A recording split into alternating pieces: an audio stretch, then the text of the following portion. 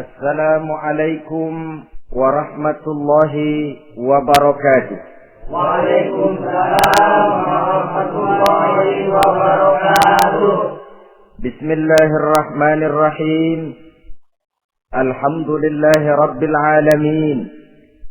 Wassalatu wassalamu ala ashrafil anbiya'i wal mursalin, imamil muttaqin, sayyidil ghurril muhajjalin, Sayyidina wa maulana Muhammadin wa ala alihi wa ashabihil mujahidin at-tahirin, amma ba'du. Saudara-saudara kaum muslimin rahimakumullah. Kejadian dan keberadaan kita dalam kehidupan di dunia ini merupakan kejadian dan keberadaan yang terima jadi atau terima beres.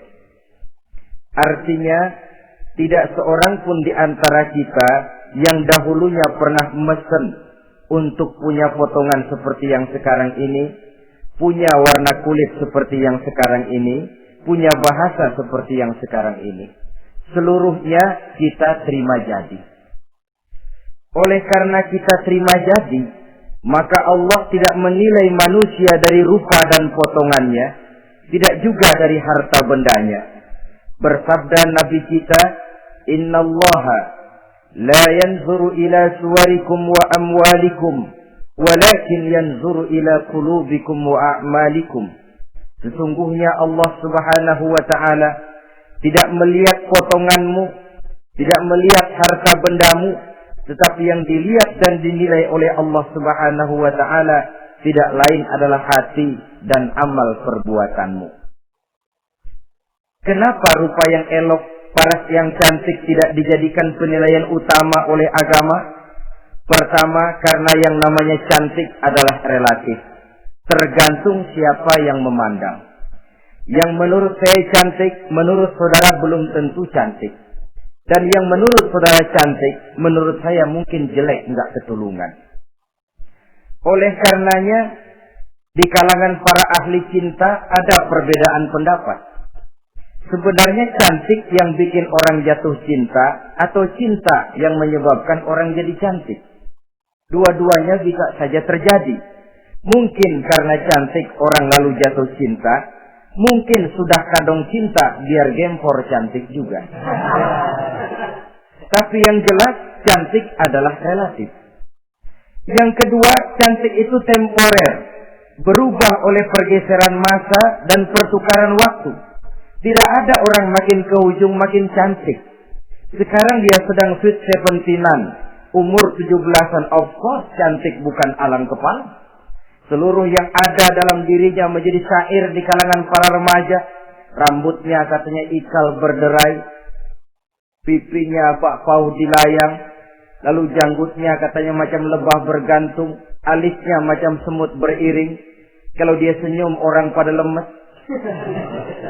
Itu sekarang 2, 30, 40 tahun yang akan datang, kalau dia senyum mungkin orang lari semua. Cantik itu temporer. Dan yang ketiga, di atas langit masih ada langit lagi. Di atas yang kita anggap cantik, rupanya masih ada yang lebih cantik lagi. Oleh karena itu, penilaian inti dari agama bukan soal potongan, bukan soal harta benda, tapi hati dan amal perbuatan.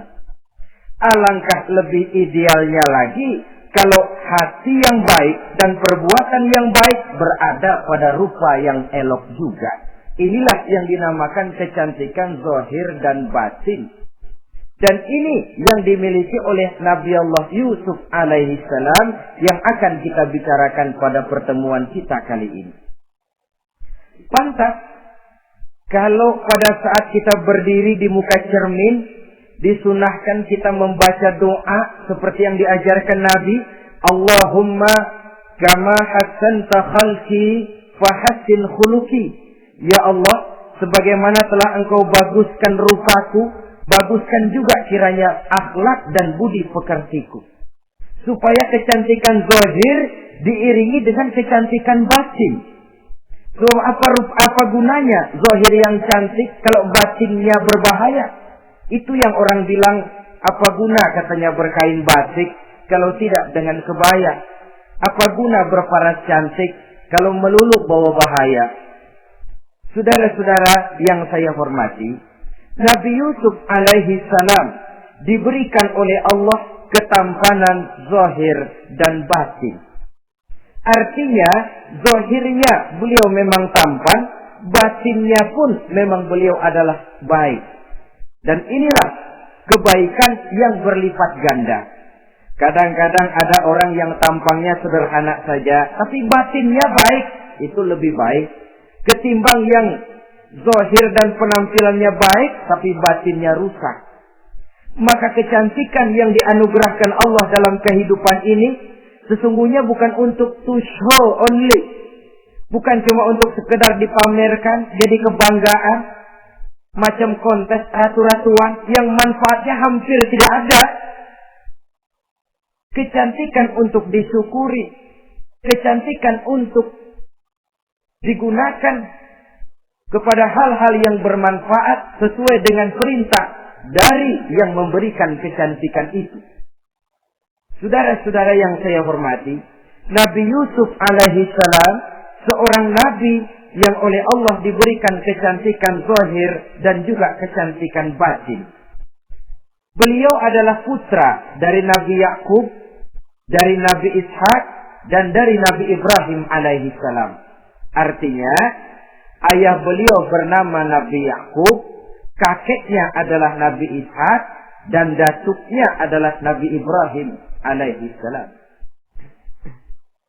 Ia bersaudara sebanyak 11 orang. Dari 11 orang saudaranya ini, hanya satu yang seibu sebapak, yaitu Benyamin. Sedangkan yang lain adalah saudara dari lain ibu. Nah, sejak kecil, Nabi Yusuf ini sudah memperlihatkan tanda-tanda bahwa di kelak kemudian hari dia akan tumbuh menjadi seorang besar. Sebab itu wajar kalau ayahnya memberikan perlakuan yang agak istimewa kepada Nabi Yusuf. Dan ini tentu memancing sifat iri dari saudara-saudaranya yang lain. Apalagi pada satu malam Nabi Yusuf di kala remaja itu pernah mimpi. Mimpi ini beliau ceritakan kepada ayahnya. Kata beliau, "Ya abati, Inni ra'aitu ahada asyara kawkaba wasyamsa wal qamara ra'aituhum li sajidin." Jadi satu hari Nabi Yusuf cerita kepada ayahnya, "Ayah, saya mimpi." Mimpi apa Yusuf? "Saya melihat dalam tidur saya ada 11 bintang, lalu matahari dan bulan. Saya lihat seluruhnya sujud kepada saya." Ayahnya mendengar mimpi ini, mengerti takwil. Lalu pesan kepada Nabi Yusuf, "Yusuf, mimpi ini jangan kau ceritakan kepada saudara-saudaramu. Mereka sudah punya pandangan yang tidak baik kepada dirimu. Kalau ini kau ceritakan, mungkin akan membahayakan bagi dirimu. Sebab rupanya, saudara-saudaranya yang lain ini iri hati kepada Nabi Yusuf, yang mempunyai keistimewaan dan mendapat perhatian istimewa juga dari orang tuanya." Saudara, kita tahu ini sesuatu yang wajar dalam kehidupan. Pepatah bilang, "Likulli zi ni'matin mahsudun." Tiap kali kita mendapat suatu nikmat, bakal ada orang yang hasud, iri hati, dengki. Itu watak kehidupan. Kalau kita jatuh miskin, orang tepuk tangan. Kalau kita jadi kaya, orang tanya berdukun kemana. Wajar saja. Likulli zi ni'matin mahsudun. Tiap kali kita mendapat suatu nikmat, tentu ada yang hasud, ada yang iri, ada yang tidak senang. Begitu juga halnya dengan saudara-saudara Nabi Yusuf alaihi salam. Dan watak iri hati ini tidak cuma tinggal iri hati, mereka buktikan lewat tindakan konkret. Suatu hari mereka musyawarah, saudara-saudara yang iri ini. Saudara-saudara, bapak kita enggak adil. Masa Yusuf mendapat perlakuan istimewa? Wa nahnu usbah, sedangkan kita ini golongan yang lebih besar. Dari 12 orang anaknya, masa cuma satu Yusuf yang mendapat perlakuan lebih istimewa? Kita ini yang sebelah dianggap angin apa? Nggak adil abah kita ini. Iya, tapi caranya bagaimana? Apa kita omelin bapak? Jangan. Habis Yusuf singkirin. Kalau Yusuf nggak ada, kan anaknya tinggal kita. Praktis perhatiannya seluruhnya akan tercurah kepada kita. Nah, saya ingatkan bahwa hasud sering mendorong orang untuk melakukan segala macam cara. Artinya, orang itu kalau sudah dibakar sifat dengki, iri hati, dia rela melakukan apa saja. Pertama, agar nikmat yang ada pada diri orang lain hilang. Yang kedua, supaya nikmat itu pindah kepada dirinya. Andai kata tidak pindah kepada dirinya, ya hilang sajalah. Jangan orang lain yang dapat nikmat. Ini watak hasud. Ingin nikmat orang lain pindah kepada dirinya, atau hilang walaupun tidak pindah kepada dirinya, tapi yang bersangkutan tidak lagi mendapat nikmat. Untuk itu, segala macam cara akan dilaksanakan. Ini dicontohkan dari usaha yang dilaksanakan oleh saudara-saudara Nabi Yusuf alaihissalam. Oke, setuju. Kita singkirkan Yusuf. Tapi caranya bagaimana? Gampang. Bunuh saja. Kalau bunuh sih, rasa-rasanya tidak sampai hati membunuh Yusuf. Lalu bagaimana? Kita kucilkan saja dia. Kita asingkan dari sini, kita buang jauh-jauh, supaya dia tidak ada lagi kelihatan dalam pandangan Abah. Kalau dia sudah tidak ada dalam pandangan Abah, yang dilihat cuma kita dan seluruh kasih sayangnya akan tercurah kepada kita semua. Nah, setujulah kalau itu. Caranya nanti kita atur belakangan. Jadi satu hari permisilah saudara-saudaranya ini kepada Nabi Yakub. Abah, kami permisi mau pergi main-main dan Yusuf akan kami ajak. Kata Nabi Yakub, saya khawatir. Nabi Yakub sudah melihat gelagat yang tidak baik. Sudah ada semacam firasat. Saya khawatir kalau Yusuf kau bawa, nanti dia akan kena celaka. Atau dimakan oleh serigala, sedangkan kamu nanti akan lalai. Kata anak-anak yang lain, percaya dah Pak, saya akan jaga. Saya kan saudaranya, masa tega membiarkan Yusuf celaka atau dimakan serigala. Pokoknya aman, sip dah.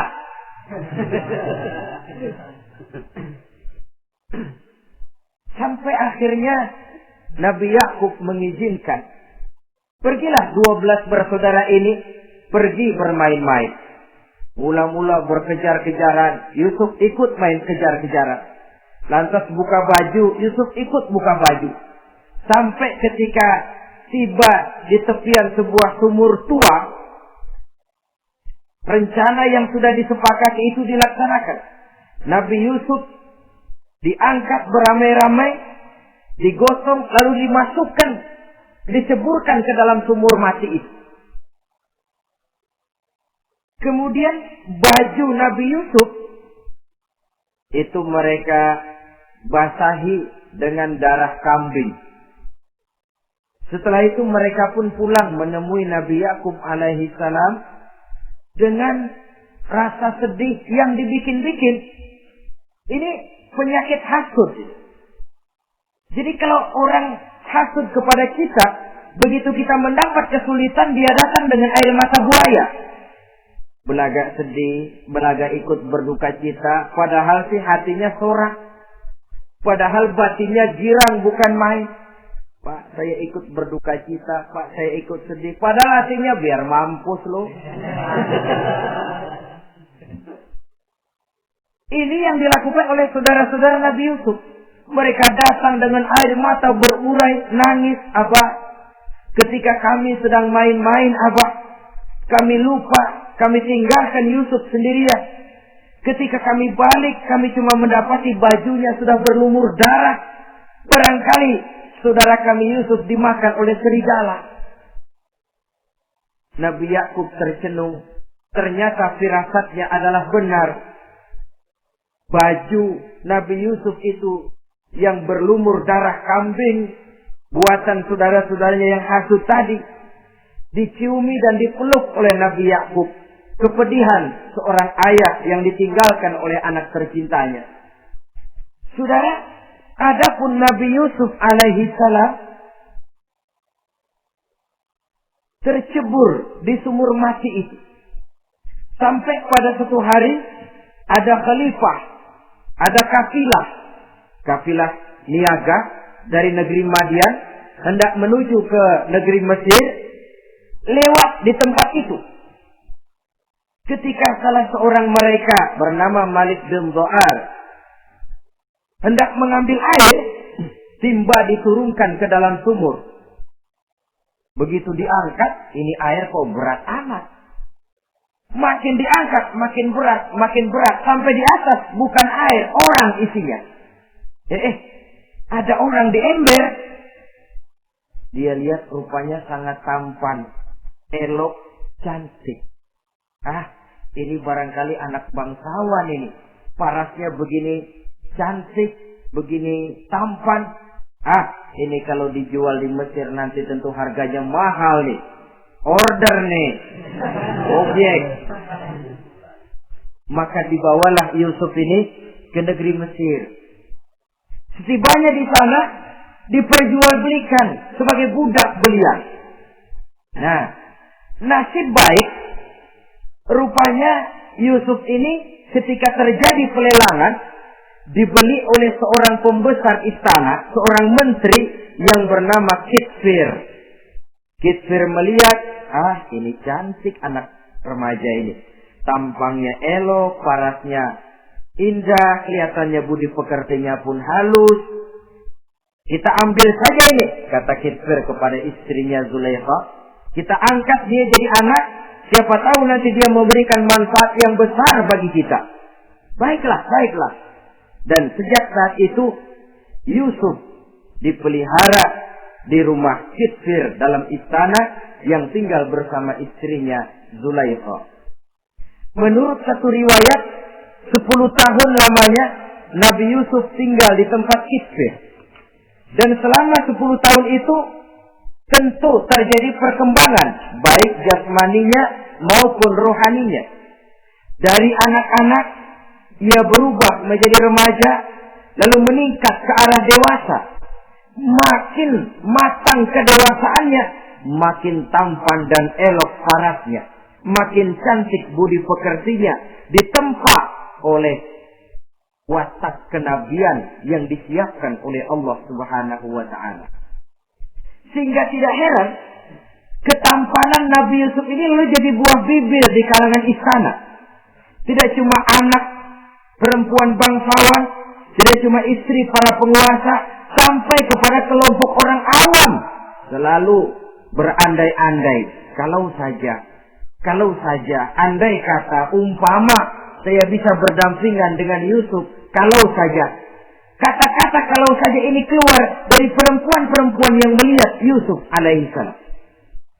Dan yang unik, kecantikan Nabi Yusuf itu, kalau dia berdampingan dengan orang yang jelek, si jelek ini ikut sedikit cantik. Biasanya kan kalau ada orang ganteng duduk berdampingan sama orang jelek, yang ganteng makin kelihatan kegantengannya, yang jelek makin gemuk. Itu biasanya. Tapi kecantikan Nabi Yusuf ini tidak mengangkat orang lain.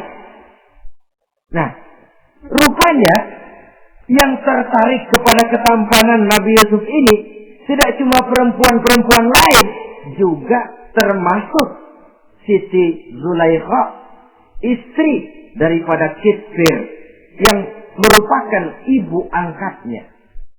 Kalau pada mulanya Zulaikha merawat Nabi Yusuf sejak kecil dengan harapan nanti akan membawa manfaat.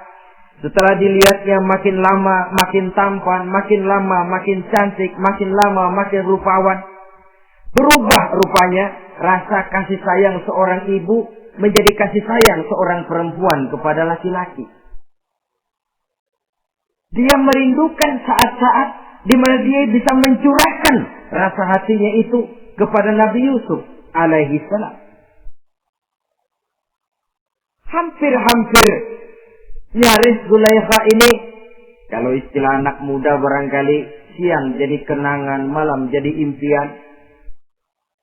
Kemanapun dia pergi, bayangan Yusuf juga yang selalu menggodanya. Selalu ditunggunya saat-saat yang mungkin untuk dia bisa menyampaikan hasrat hatinya kepada Nabi Yusuf alaihi salam. Dan saat itu pun datang.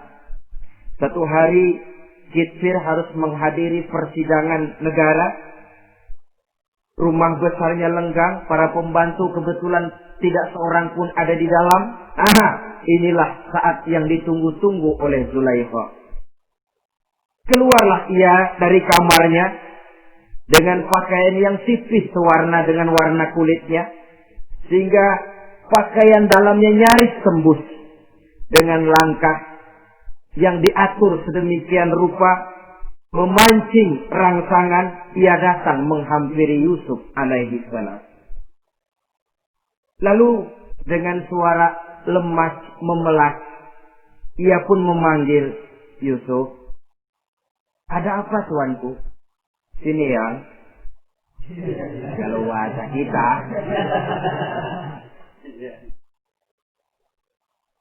Melihat mendengar suaranya yang lain dari hari-hari biasa. Apalagi melihat pakaian Zulaikha yang begitu tipis. Jantung Nabi Yusuf berdetak sangat cepat. Darah mengalir dengan cepat. Maklum, beliau juga manusia, laki-laki normal terlepas dari kenabiannya. Jantungnya dak dikduk. Kemari Yusuf, sini. Ada apa tuanku? Sudah lama Yusuf. Lama apa tuanku? Saya memendam rindu kepadamu Yusuf. Siang malam engkau juga yang jadi tumpuan harapan saya. Kemanapun saya pergi seakan wajahmu juga yang saya lihat Yusuf. Tidur saya jadi tak nyenyak. Makan saya tak pernah membawa kekenyangan Yusuf. Tidur yang biasanya mendatangkan semangat seolah semuanya pergi meninggalkan saya Yusuf. Hembusan sepoi pagi mengusap bunga merekah dalam taman yang biasanya membawa keindahan. Semuanya telah berganti dengan keindahan wajahmu Yusuf. Sinilah sebentar, penuhi hasrat hati saya. Saya segan tuanku. Segan kenapa Yusuf? Saya tidak mau mengkhianati Tuhan saya yang telah berbuat baik kepada saya. Apakah saya juga tidak pernah berbuat baik kepadamu? Benar, Tuhan juga berbuat baik kepada saya. Tapi pantang saya mengkhianati majikan saya. Yusuf, sekarang kesempatan yang baik. Kitfir, suami saya, sedang menghadiri persidangan penting di negara, di istana. Dan rasanya akan lama dia baru kembali. Sementara para pembantu kita tidak ada di sini. Saya malu tuanku, saya segan. Malu kepada siapa? Tidak ada yang tahu, tidak ada yang lihat. Allah. Saya takut, saya malu kepada Allah tuanku. Padahal kalau menurut ukuran hati, Quran menjelaskan walaqad hammat bihi wa hamma biha. Sebenarnya Zulaikha cinta kepada Yusuf, Yusuf pun senang kepada Zulaikha. Saat itu iblis sibuk bukan main memasang jerat, pasang besi berani biar pada nyetum.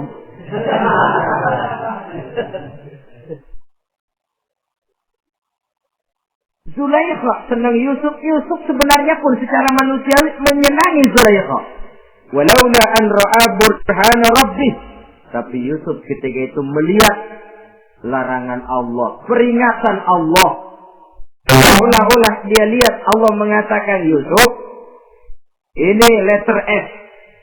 Dilarang parkir di sini. Menurut satu riwayat, Nabi Yusuf melihat ayahnya, Nabi Yakub, melambai-lambaikan tangan menyetop. Seolah-olah melarang dia meneruskan langkahnya. Riwayat lain menjelaskan, seolah-olah Nabi Yusuf dibisiki oleh malaikat Jibril. Yusuf, kalau kamu kalah sekarang, kamu sama saja gajah kemasukan semut di kupingnya terus mati. Tapi kalau kamu menang, kamu adalah gajah yang tidak terkalahkan. Ada semut mati ada gajah mati oleh semut. Alangkah memalukan. Binatang yang begitu besar jatuh hanya oleh binatang yang begitu kecil. Artinya apa? Kau akan jadi orang besar Yusuf. Apakah harus gagal dan jatuh cuma karena bujuk rayu seorang perempuan macam ini? Satu riwayat menjelaskan semacam itu. Sehingga mantap Yusuf, maaf tuanku, saya malu kepada manusia, saya malu kepada majikan, tapi saya lebih malu lagi kepada Allah. Saat ini majikan tidak tahu, orang seorang pun tidak ada yang lihat, tapi Allah pasti lihat. Itu yang saya malu. Ah Yusuf, jangan sok kalem Sob. Mumpung situasi mengizinkan, mubazir nih. Zulaikha pun berangkat pergi ke tempat pembaringan, ke tempat tidur.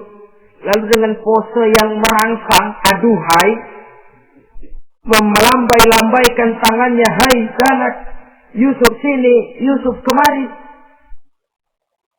Nabi Yusuf dipelihara oleh Allah. Ketika Nabi Yusuf tetap menampakkan keengganannya, Zulaikha jadi berang. Ya namanya istri pembesar ditolak oleh anak muda yang menurut penilaian dia nggak ada apa-apanya. Lu kan kecemplung di sumur gua pungutin. Cuma sekedar segini aja nggak mau nurutin, kebangetan amat. Bukan Zulaikha kalau nggak nekat. Dia bangun dari pembaringannya, gemes, dia hampiri Yusuf. Kalau cara kita diunyeng Yusuf itu. Dipaksa Nabi Yusuf berlari ke arah pintu, ditarik bajunya dari belakang oleh Zulaikha, sobek belakang bajunya ini. Begitu baju sobek, pintu terbuka, Kitfir suami Zulaikha datang. Orang Arab bilang yumsak mablul, ketangkep basah. Ketangkep basah. Merah padam muka Zulaikha. Sementara Kitfir pun matanya merah. Tapi Nabi Yusuf tenang-tenang saja. Ya wong nggak salah. Tenang-tenang saja Nabi Yusuf. Bukan tenang karena pengalaman. Tenang karena memang tidak berbuat yang negatif. Kadang-kadang ada juga yang tenang tapi pengalaman. Oh buaya itu. Tidak ketahuan kepentok ketangkep hansip anteng aja. Itu bukan nggak salah, badak. Nabi Yusuf tenang karena memang tidak berbuat salah apapun. Nabi Yusuf tenang karena yakin dirinya benar. Sehingga mantap menghadapi kedatangan Kitfir yang sangat tiba-tiba itu. Adapun Zulaikha ketika melihat suaminya berdiri di muka pintu, cepat-cepat dia berubah siasat. Inilah salah satu kelihayan makhluk bernama perempuan. Dia pandai bersalin rupa, dia pandai bermain minyak di atas air. Melihat suaminya datang, roman mukanya pun menjadi sedih. Air mata berurai membasahi pipi. Papa katanya. Apa balasan bagi orang yang mau menistakan istri papa? Maksudmu apa Zulaikha? Yusuf gile. Dia mencari kesempatan dalam kesempitan. Dia mau menodai kehormatan saya. Dia hendak memperkosa saya. Kata Nabi Yusuf, bukan saya, Tuan. Saya enggak. Yang benar Yusuf, enggak. Zulaikha yang memaksa saya. Betul Zulaikha, tidak. Yusuf yang memaksa saya. Sampai akhirnya salah seorang dari isi rumah itu memberikan jalan keluar. Tuan Kitfir, begini saja. Sulit memang untuk dilacak kebenarannya. Cuma periksa saja baju Yusuf. Kalau bajunya sobek di belakang, Yusuf benar. Zulaikha salah. Kalau baju Yusuf sobeknya di depan, Zulaikha yang benar. Yusuf yang salah. Nah, apa artinya itu? Kalau bajunya sobek di belakang kan artinya Yusuf kabur ditarik dari belakang. Tapi kalau bajunya sobek di depan, itu artinya Zulaikha nyakar-nyakarin baju Yusuf dari depan. Lihat saja. Pokoknya kalau bajunya sobek di belakang, Yusuf benar, Zulaikha salah. Kalau baju Yusuf sobek di depan, Yusuf salah, Zulaikha benar. Ketika diperiksa, dicek bajunya, betul sobek di belakang. Artinya, Yusuf benar, Zulaikha yang salah. Kata kecil Zulaikha, jelas sudah bagaimana kejadian yang sebenarnya. Oleh karena itu, bertaubatlah kamu kepada Allah. Dan kau Yusuf, jangan ceritakan peristiwa aib ini kepada siapapun. Untuk menjaga nama baik kita bersama. Baik, Tuan. Saudara-saudara kaum muslimin yang saya hormati. Tapi ya bagaimana? Serapi-rapinya menyimpan barang busuk, toh akhirnya tercium juga. Gosip ini akhirnya tersiar di mana-mana, terutama di kalangan para pembesar. Sehingga kalau kumpul para istri pejabat, Zulaikha jadi bahan gunjingan. Kan main bini menteri demen sama budaknya. Nggak salah apa tuh? Jadi bahan ejekan. Ya sebab tentu ukuran mereka yang belum pernah ngelihat Yusuf, kalau duren ketemu duren dong. Masa duren ketemu ketimun ya bonyok. Artinya nggak seimbang. Masa istri bangsawan tergila-gila sama anak angkatnya, sama budak beliannya, nggak masuk rasio itu. Zulaikha dengar berita macam itu. Sampai dalam hatinya, pantas saja kamu ngenyek saya, kamu meremehkan saya, karena kamu belum pernah lihat potongan Yusuf bagaimana. Akhirnya, dalam hati Siti Zulaikha ini timbul semacam dendam. Suatu saat, gua kerjain lo. Caranya gimana? Satu hari, para istri bangsawan ini diundang ke tempat Siti Zulaikha. Duduk di satu ruangan luas. Setelah duduk, dihidangkan makanan. Makanannya aneh. Cuma buah sama pisau. Ketika buah dan pisau sudah siap, satu orang satu. Ketika mereka sedang mengupas buah itu, Zulaikha berkata kepada Nabi Yusuf, Yusuf, kau jalan dari sini ke sana, melintas. Kayak peragawati gitu. Untuk apa, Tuan? Pokoknya jalan aja dah. Nabi Yusuf jalan. Sejak beliau melangkah ke ruangan itu, semua mata perempuan-perempuan bangsawan yang lagi ngupas buah, semuanya tertuju kepada Yusuf. Ada yang matanya emang belok, makin belok. Ada yang ngeliatin campur mulutnya menganga. Apa kata mereka? Falamma ra'aynahu akbarnahu wa qatta'na aydiyahunna wa qulna hasya lillah ma hadza bashar in hadza illa malakun karim. Falamma ra'aynahu, ketika perempuan-perempuan itu melihat Yusuf, akbarnahu, mereka agungkan Yusuf. Wa qulna hasya lillah, mereka bilang, ini sih bukan orang nih. Ini malaikat nih. Bukan orang. Orang segini cakepnya. Artinya belum pernah mereka lihat paras yang secantik dan setampan itu. Akibatnya apa? Nggak berasa mau motong buah keiris tangan. Rata-rata perempuan yang ada di situ, tangannya pada luka. Kenapa? Mau motong buah, mata kemana, mulut kemana. Tangan kepotong. Melihat itu semua, Zulaikha puas. Nah, kamu baru melihat sekejap. Bagaimana saya yang siang malam melihat Yusuf? Bagaimana saya yang tiap saat hidup bersamanya? Bagaimana saya nggak merindukan dia? Ente yang baru pernah melihat sekelebatan udah motong tangan. Saya yang tiap hari sama-sama dia nggak celeng juga udah pantas.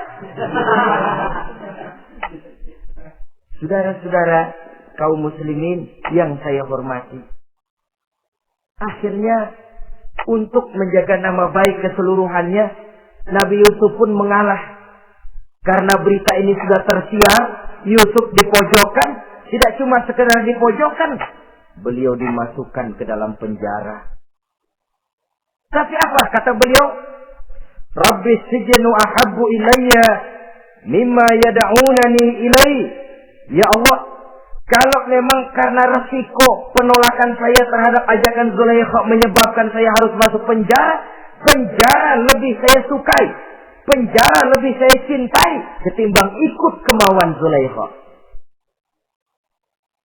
Saudara-saudara, kadang-kadang kita berpikir, kalau kesempatan itu datang kepada kita, mampukah kita menjatuhkan pilihan seperti pilihan Nabi Yusuf ini? Lebih baik penjara ketimbang mengikuti bujuk rayu perempuan untuk melakukan perbuatan yang menyeleweng ini. Ini yang dipilih oleh Nabi Yusuf. Tegar.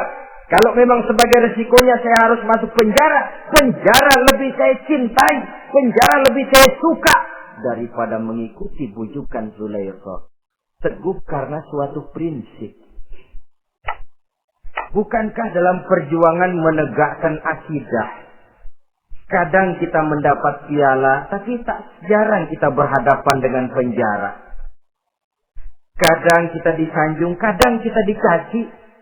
Itu romantika perjalanan dari yang namanya perjuangan. Tapi pilihan harus ada. Ketimbang ikut bujuk rayu perempuan yang mengajak melakukan perbuatan serong, penjara lebih saya cintai. Sudah pada saat hendak diajak tidak ada yang melihat, beliau menolak. Akibat penolakannya pun masuk penjara, tapi penjara lebih menyenangkan hatinya. Ketimbang hidup merdeka, tapi jiwa terpenjara. Inilah Nabi Yusuf barangkali. Biar badan masuk penjara, asal jiwa merdeka. Kita sekarang sebaliknya.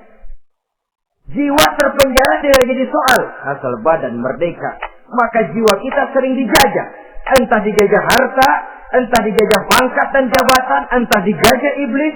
Jiwa kita yang terpenjara, sementara badan kita merdeka. Nabi Yusuf tidak. Biarlah badan di penjara, asal jiwa merdeka untuk menegakkan sesuatu yang hak. Saudara-saudara yang saya hormati, adapun di dalam penjara itu, Nabi Yusuf satu sel dengan 2 orang bekas pelayan istana yang dituduh menaruh racun ke dalam hidangan yang hendak disajikan kepada raja. Yang satu tukang ngatur minuman, yang satu tukang ngatur makanan untuk raja. Siapa yang naruh racun enggak jelas, tapi dua-duanya ditahan. Sampai satu malam, teman satu sel ini dua-duanya ngobrol kepada Nabi Yusuf. Yusuf, kami ini dipenjara karena dituduh menaruh racun ke dalam hidangan yang dihidangkan kepada baginda raja. Siapa yang salah, kami sendiri tidak tahu. Saya enggak ngerasa naruh racun, kata yang tukang ngatur minum. Saya juga enggak, kata yang tukang ngatur makan. Sampai satu malam, mimpi. Mimpi itu diceritakan kepada Nabi Yusuf. Kata yang tukang ngatur minuman, Yusuf, saya mimpi. Saya memeras anggur, lalu menghidangkannya kepada baginda raja. Apa arti mimpi saya? Kata yang tukang hidangin makanan, kalau saya Yusuf, saya ngimpi menjunjung roti di atas kepala saya, itu roti dipatokin burung. Apa arti mimpi saya? Saudara-saudara, Nabi Yusuf tersenyum. Adapun kamu yang mimpi memerah anggur, kamu akan keluar dari penjara bebas dan akan kerja lagi di istana. Adapun kamu yang mimpi menjunjung roti dipatokin burung, kamu akan dihukum mati, disalib, dan kepalamu akan dipatokin oleh burung. Ini tukang roti ngotot, bisa aja loh. Ya lempengan apa ramalannya? Ya bukan soal bisa nggak bisa, lihat aja kenyataannya. Cuma kepada kamu yang tukang ngatur minuman, saya pesan, kalau nanti kamu bebas kembali di istana raja, tolong ceritakan ihwal saya kepada baginda raja ini. Saya mendekam di penjara ini tanpa berbuat salah apapun. Baik, insya Allah Yusuf.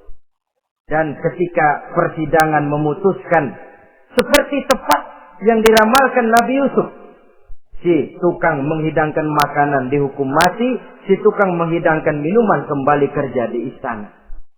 Tapi begitu kerja, dia lupa sama pesan Nabi Yusuf.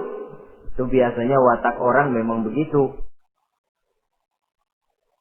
Kalau dalam keadaan kepepet, macam-macam janjinya. Begitu keadaannya longgar, lupa sama janjinya. Sehingga ada pepatah katanya, nolongin anjing kejepit. Waktu kejepit, kain-kain minta ditolongin. Begitu darah ditolongin, yang nolongin bisa digigit. Saudara hadirin yang saya hormati, sampai bertahun-tahun Nabi Yusuf mendekam dalam penjara. Tapi itulah yang menambah kedewasaannya. Maka orang beriman ya, yang mantap nilai imannya, tempat tidak jadi soal.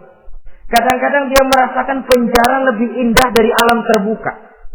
Banyak orang-orang beriman yang justru di penjara menghasilkan karya-karya besar. Kita tahu misalnya almarhum Hamka justru di penjara bisa menyelesaikan tafsir Al-Azharnya. Salah satu karya besar pujangga terkemuka ini. Macam Hasan Al-Banna, Abdul Qadir Auda, dan banyak lagi tokoh-tokoh Ikhwanul Muslimin merasakan justru penjara itu bagaikan surga. Kenapa? Mereka yakin di penjara untuk sesuatu yang benar. Maka tempat tidak pernah jadi masalah. Kalau jiwa merdeka puluhan tahun mendekam di penjara, tidak akan merupakan satu rasa yang lama. Kenapa? Jiwa tidak bisa dibatasi oleh ruangan 2x3 meter. Jiwa yang merdeka tidak bisa dibatasi dengan teralis besi. Jiwa yang merdeka tidak bisa dibatasi dengan dinding tembok yang tebal. Jiwa yang merdeka mengembara, melanglang buana, mencari idealisme yang ada dalam dirinya. Itu yang dirasakan oleh Nabi Yusuf alaihi salam. Untungnya satu malam raja ngimpi. Untungnya ini. Ngimpinya luar biasa. Ada 7 ekor lembu gemuk-gemuk. Makanin 7 ekor lembu yang kurus-kurus. Lalu ada 7 batang gandum yang isinya gemuk-gemuk. Ada 7 batang gandum yang sudah layu-layu. Nah, pagi-pagi ini seluruh dukun-dukun istana dikumpulin. Para ahli nujum apel menghadap baginda raja. Nujum, dukun, ada apa Tuan Raja? Tadi malam saya ngimpi. Ada 7 ekor lembu gemuk-gemuk memakan 7 ekor lembu yang kurus-kurus. Coba takwilkan apa arti mimpi saya itu. Dukun kata, baru tumben nih. Gue dengar mimpi begini. Kata Nujum ditanya Nujum godek. Tuan Raja itu mah kembang tidur aja kali ah. Tidak seorang pun yang mampu mentakwilkan arti mimpi baginda. Sampai tukang minuman dengar lapor. Tuan Raja, ada apa? Mas. Saya waktu di penjara, ada seorang anak muda namanya Yusuf.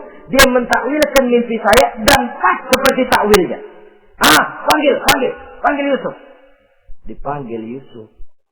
Kain pintu penjara, masuk tukang anggur, tukang minuman ini. Yusuf. Iya. Kemana aja? Itu dia itu kelupaan. Iya, kalau kelupaan sehari 2 hari barangkali bisa ditolerir. Kelupaan bisa tahunan. Cuma begitu dengar ada mimpi, pikir tukang minuman. Kali aja ini Yusuf bisa takwilkan, kan biasa saya nemuin Raja sama Yusuf kan. Komisi lumayan. Begini Yusuf, baginda raja mimpi begini-begini. Barangkali kau bisa takwilkan, kau dipanggil menghadap Tuan Raja. Berangkatlah Yusuf menghadap Tuan Raja. Sesampainya di sana, mohon maaf Tuan Raja. Menurut takwil saya, arti mimpi Tuan Raja itu akan datang satu masa di mana 7 tahun lamanya negara ini subur, makmur, aman, tentram, gemah, repah, loh jinawi, toto tentrem, kertora harjo.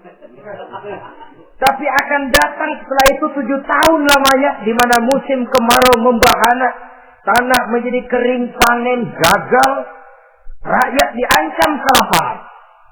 Dan kita harus siap-siap untuk itu. Itu takwil mimpi Tuhan. Caranya bagaimana, Yusuf? Mengatasi krisis kelaparan ini. Ya, kita bikinlah gudang-gudang untuk menyimpan makanan. Kalau lagi panen, jangan mumpung. Ingat pada suatu saat kita akan paceklik. Sehingga kata orang-orang tua dulu, kalau lagi sehat, ingat dong, bakalan sakit. Kalau lagi kaya, ingat dong, bakalan miskin. Semuanya itu milik daripada kehidupan. Tidak ada orang yang ketawa terus dalam hidup. Tidak ada orang yang nangis terus. Semuanya silih berganti, datang pergi, patah tumbuh, hilang berganti. Dunia hari ini bikin kita ketawa, besok dia buat kita menangis. Hari ini dibuatnya kita senyum, besok dibuatnya kita berurai air mata. Hari ini dijadikannya kita kaya, besok dijadikannya kita kere. Pantas kalau orang bilang, wamal hayatud dunya, Allah mengatakan wamal hayatud dunya illa lahun wa la'ib. Hidup dunia ini cuma sandiwara. Tiap kita sekarang sedang memegang peranan. Ketika memegang peranan, ya jadi orang kaya peranan, jadi kiai peranan, jadi jenderal peranan. Sama saja dengan wayang golek. Gatot Kaca yang bertulang kawat, berotot baja, punya ajian beraja musti, gagah perkasa, bisa terbang di angkasa. Hebat perkasa Gatot Kaca. Kapan? Waktu dipegang dalang. Betul apa benar? Gagahnya Gatot Kaca, sakti mandragunanya sang Gatot Kaca. Kapan itu? Waktu dipegang dalang. Begitu peranannya selesai, sama dalang dimasukin ke kotak, diam aja Gatot Kaca. Terbang ya enggak, diam aja. Begitulah kehidupan ini. Gagah kita menyandang bintang 4 di pundak. Gagah kita membawa harta yang banyak. Gagah kita membawa jabatan ini dan itu. Waktu oleh sang sutradara dimasukkan ke dalam lubang yang luasnya tidak lebih 1x2 meter. Enggak berkutik. Enggak ada yang lawan. Jenderal yang berbintang 4 dilonjorin, dia yang lihat anteng aja. Habis peranan sudah sampai di situ. So itu wajar. Kata Nabi Yusuf, kalau lagi panen, ingat pada suatu saat kita akan paceklik.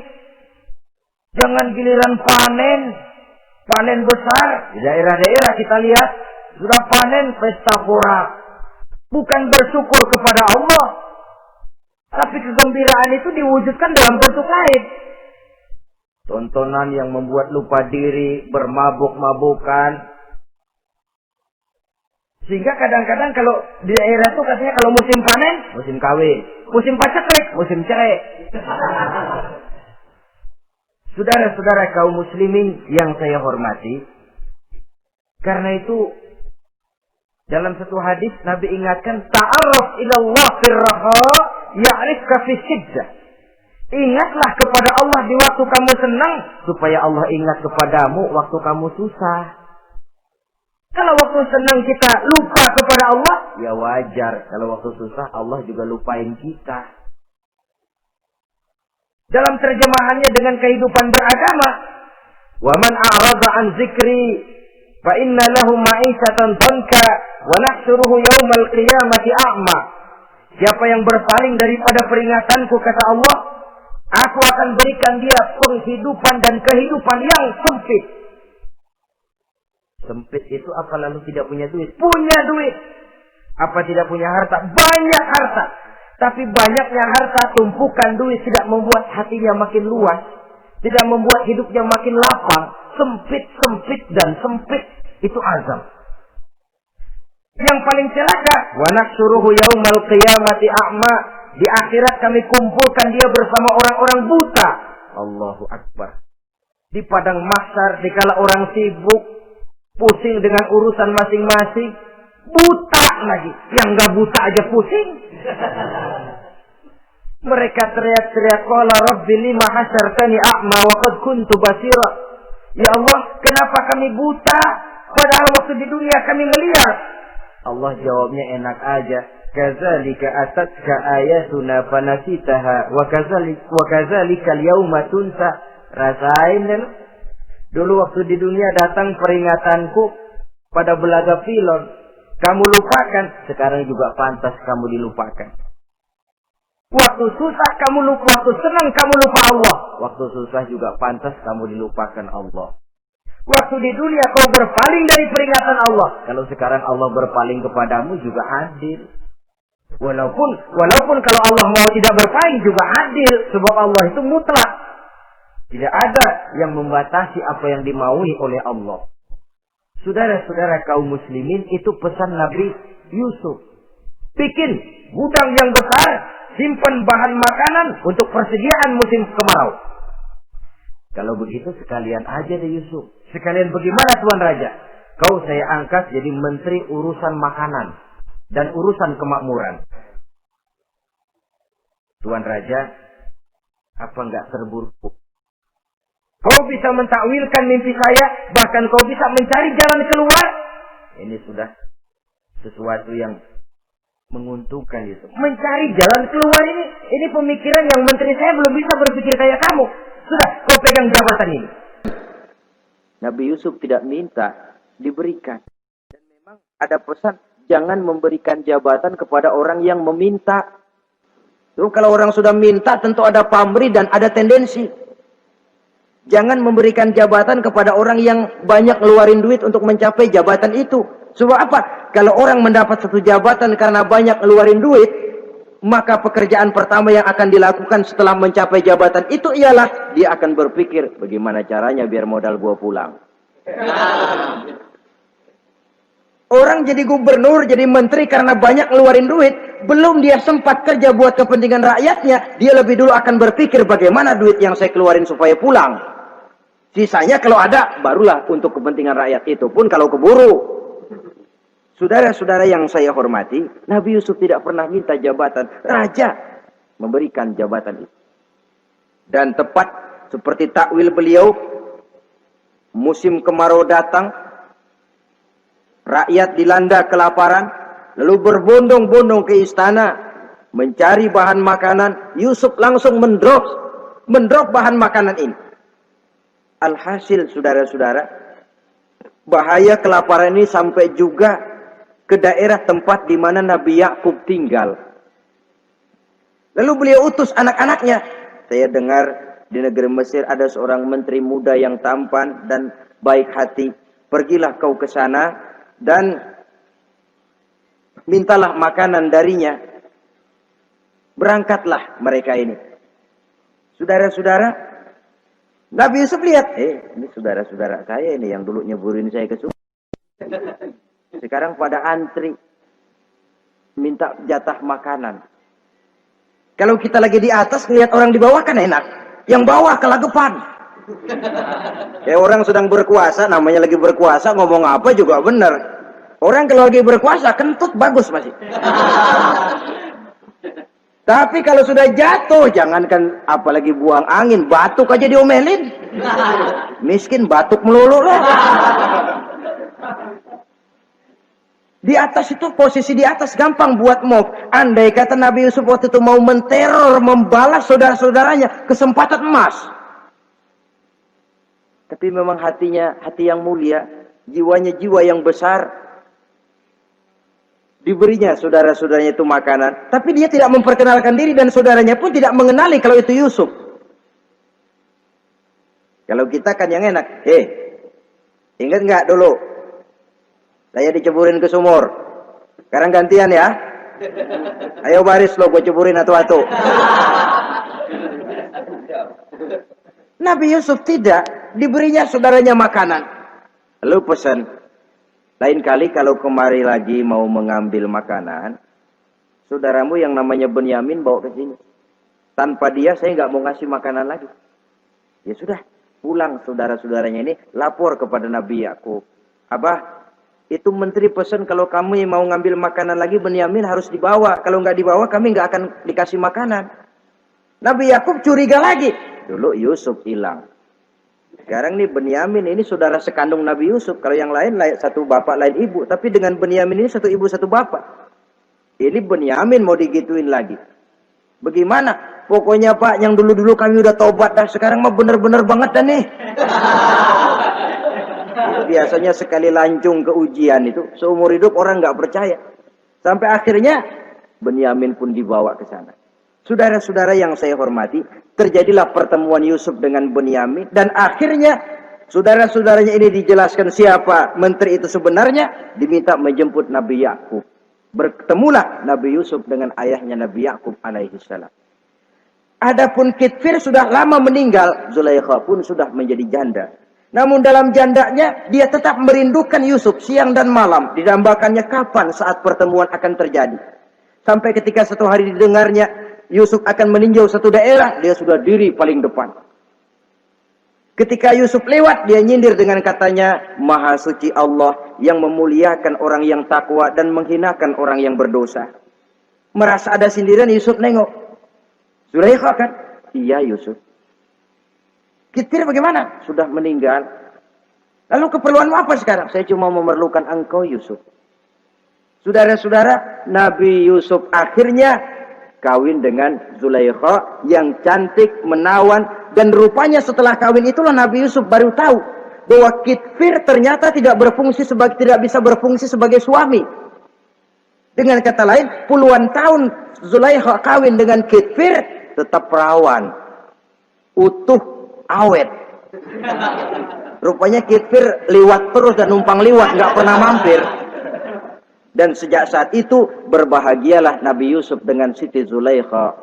Kita ambil hikmah dari riwayat singkat ini. Pertama, kecantikan zohir lebih penting, kecantikan batin lebih penting dari kecantikan zohir. Alangkah lebih baik lagi kalau kecantikan zohir itu berpadu dengan kecantikan batin. Karena dalam pandangan Islam, Allah tidak menilai manusia dari rupa dan harta, tetapi dari hati dan amal perbuatan. Yang kedua, bahwa ujian dan cobaan yang diterima Nabi Yusuf tetapi dihadapi dengan ketabahan pada akhirnya menghasilkan kebahagiaan. Kebahagiaan dunia dan kebahagiaan akhirat. Inilah saja pertemuan yang singkat ini. Mudah-mudahan ada manfaatnya. Terima kasih atas segala perhatian. Mohon maaf atas segala kekurangan. Wassalamualaikum warahmatullahi wabarakatuh. Waalaikumsalam warahmatullahi wabarakatuh.